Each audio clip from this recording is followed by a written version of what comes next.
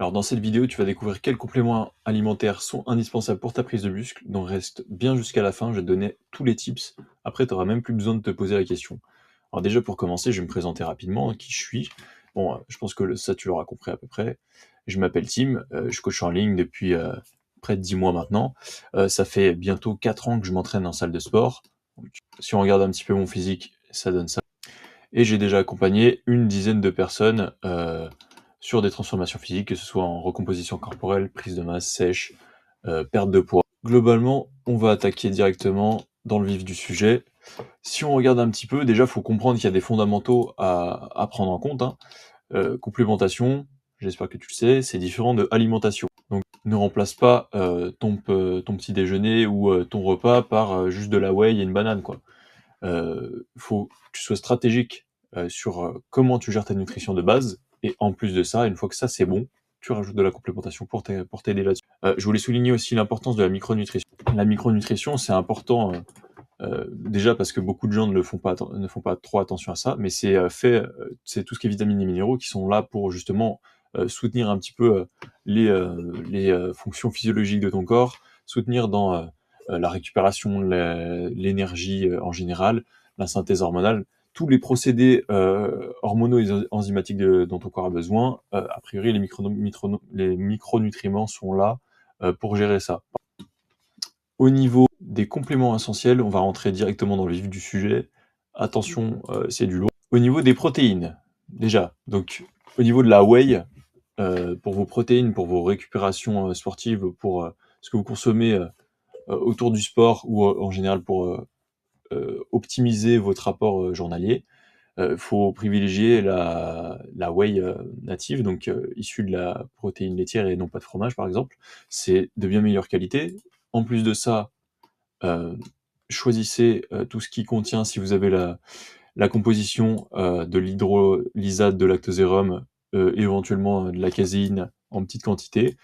Si tu as un combo des deux ou si tu as juste du lactosérum, ta whey dedans, le combo des deux sera parfait parce que tu auras à la fois une vidange gastrique lente avec la caséine et une plus rapide avec le lactosérum qui te permettra d'optimiser ta récupération sportive et ton apport en protéines évidemment.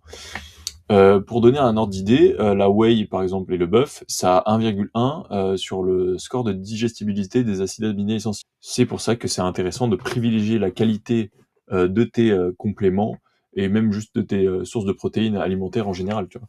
Donc privilégier des sources de protéines de haute qualité et en plus de ça, le faire aussi à travers justement les compléments que tu vas utiliser. Si ça contient des BCAA, c'est mieux dans la majorité des cas, ou alors peux les prendre à peu près en même temps, mais dans la majorité des cas, beaucoup de gens ne consomment pas assez de protéines animales. Et du coup, les BCAA sont là justement pour notamment la leucine qui va stimuler l'enzyme mTOR et qui sera idéale justement pour la croissance musculaire. Donc comme j'ai dit, la whey, les compléments alimentaires, c'est là pour faciliter atteindre ton quota journalier. Donc là, en l'occurrence, c'est surtout les protéines, mais ça va jouer aussi sur tes calories. Donc à prendre en compte si tu n'es pas trop au courant là-dessus. Euh, Idéal post-entraînement, donc justement des whey avec une source de glucides dedans. Et les gainers, mettez-moi ça de côté, ça sert à rien. Si vous voulez augmenter vos calories, faites-le avec de la vraie nourriture. Vous pouvez toujours prendre une whey, c'est pas ce que je dis. Mais en collation, tu peux te faire ton petit shaker, admettons t'as une petite whey chocolat, tu peux te faire un petit shaker avec de la banane à côté et d'autres choses, mais privilégiez toujours des vrais aliments. Ce qui va être la clé, c'est justement la qualité et le timing de ce que tu vas consommer dans ta journée. Donc là, en l'occurrence, on parle des protéines, mais ça marche aussi avec tes calories en général. Si tu me consommes 100 grammes de sucre ou 100 grammes de pain, tu vois, déjà, on n'est pas sur la même chose. Au niveau du magnésium, alors faut savoir déjà que le magnésium, il intervient dans plus de 300 fonctions métaboliques dans ton corps. C'est un cofacteur énormément présent dans les fonctions physiologiques dont tu as besoin. Donc tu as par exemple, là j'ai pris comme exemple la synthèse protéique, la contraction musculaire, la décontraction musculaire aussi. Ça intervient pour le cerveau et encore bien d'autres fonctions dont ton corps a besoin. Sur les formes recommandées, je vous conseille de prendre du glycinate, bisglycinate et du lactate. En général, c'est plus bisglycinate qu'on trouve régulièrement. Tout simplement pour le fait que c'est beaucoup plus biodisponibles, contrairement à, par exemple, l'oxyde de carbone ou de magnésium qui vont justement être moins biodisponibles et moins bien absorbés, moins bien assimilés et justement pouvoir éventuellement créer un inconfort digestif par là. Attention aux excès, parce que des fois on a tendance à justement à consommer des compléments alimentaires à tout va, parce que tu as vu un influenceur qui t'a dit de faire ça, parce que tu as vu tel mec avec tel shape qui consomme ces compléments, du coup tu t'es dit que tu allais faire pareil et que ça allait faire la même chose. En l'occurrence, le magnésium, si tu en consommes à excès, ça peut avoir un effet laxatif. Et justement, tu peux te sentir moins bien et ça peut influencer tes performances et ta progression en général.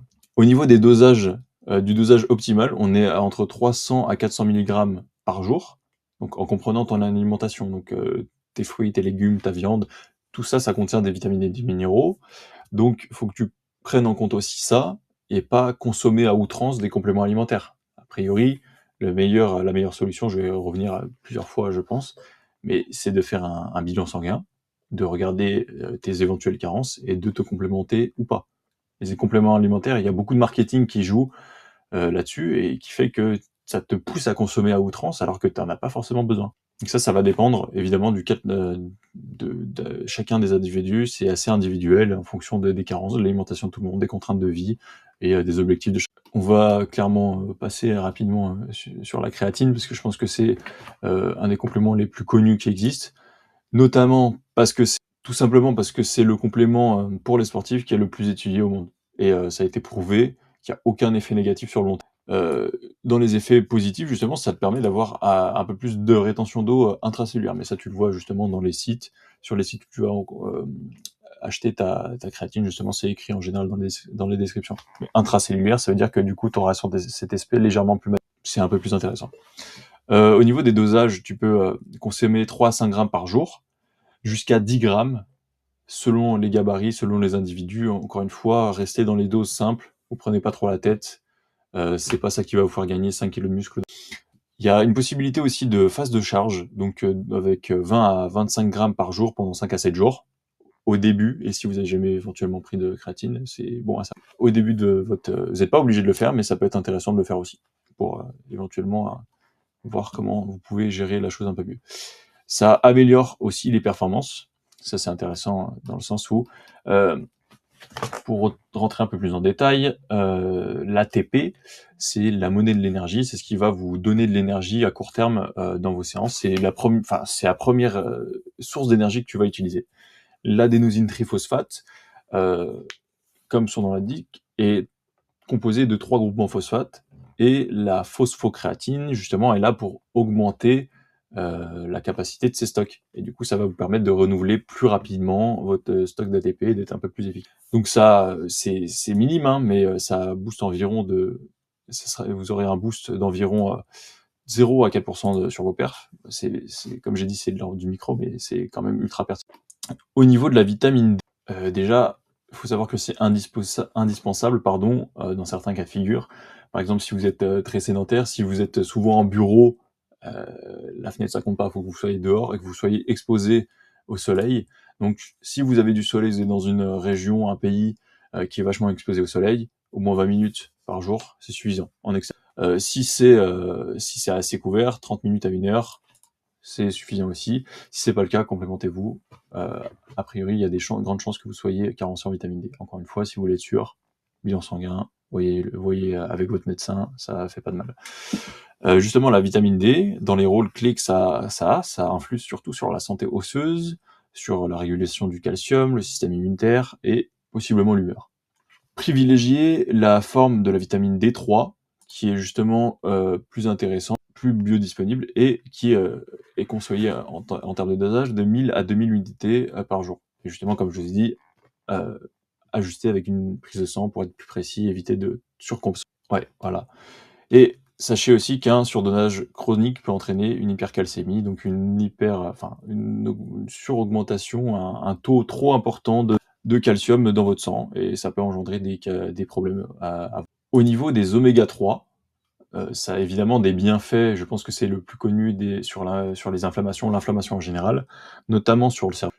Ça permet d'équilibrer justement le ratio oméga 3, oméga 6, donc ceux qui sont essentiels, les gras, les lipides essentiels, les acides gras justement insaturés essentiels dont on a besoin dans notre alimentation. Donc on a une alimentation beaucoup trop surchargée en oméga 6 en général. Et les oméga 3, on les retrouve bien trop peu et qui sont naturellement justement dans les poissons gras, saumon, sardines, maquereaux, anchois. Par contre, consommez pas trop souvent des poissons trop hauts dans la chaîne alimentaire comme le saumon, parce que c'est signe de porter des métaux lourds, donc pas forcément intéressant. Privilégier les oméga 3 avec de l'EPA et DHA provenant d'huile de poisson. De cette façon, ce sera plus confortable au niveau de la digestion, voilà, à consommer pendant les repas, aussi pour éviter d'avoir trop d'inconfort digestif. Privilégier les formes purifiées et allégées en métaux lourds, comme je l'ai dit, le saumon, métaux lourds, voilà, on sait que c'est pas totalement bénéfique. Le dosage optimal, c'est environ, au minimum, 250 mg par jour, d'EPA et DHA combinés. Si vous voulez plus d'effet sur les inflammations et les triglycérides, on se situe plus à 2-3 grammes.